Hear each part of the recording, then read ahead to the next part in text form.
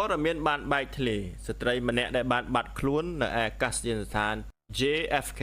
ត្រូវបានគេរកឃើញហើយនាងគឺត្រូវបានគេរកឃើញនៅក្នុងវាលដាច់ស្រយាលមួយនៅក្នុងរដ្ឋ Indiana សាកសពគឺគ្មានភ្នែកដេកចំកណ្ដាលរង្វង់ចម្លែកមួយដែលមើលទៅដូចជាអាសនៈស្មៅនៅជុំវិញនាងគឺត្រូវបានដុតជារង្វង់ហាក់ដូចជាឆេះដោយកម្ដៅឬក៏ដោយពន្លឺស្បែករបស់នាងគឺ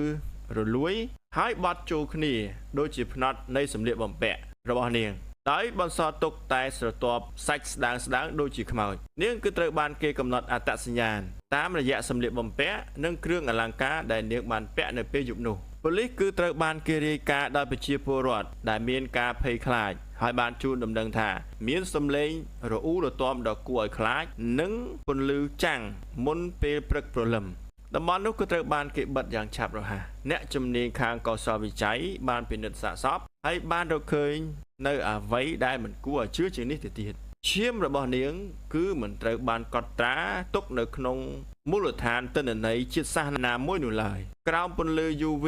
អត្ថបទចម្លែកដែលបានលេចឡើងនៅលើស្បែករបស់នាងដូចជានិមិត្តសញ្ញាឬក៏ជាភាសាដែលគ្មាននរណាម្នាក់អាចបកស្រាយបានតើនាងធ្វើដំណើររាប់ម៉ាយពី JFK ទៅ Indiana ដោយរបៀបណាបន្ទាប់ពីបាក់ខ្លួនដោយគ្មានដាននោះតើស្ត្រីម្នាក់នេះគាត់មកពីទីណាហើយតើប្រទេសឃើញនៅលើលិខិតឆ្លងដែនរបស់នាងតើវាមានពិតឬក៏អត់អាចកំបាំងកាន់តែស៊ីជម្រៅ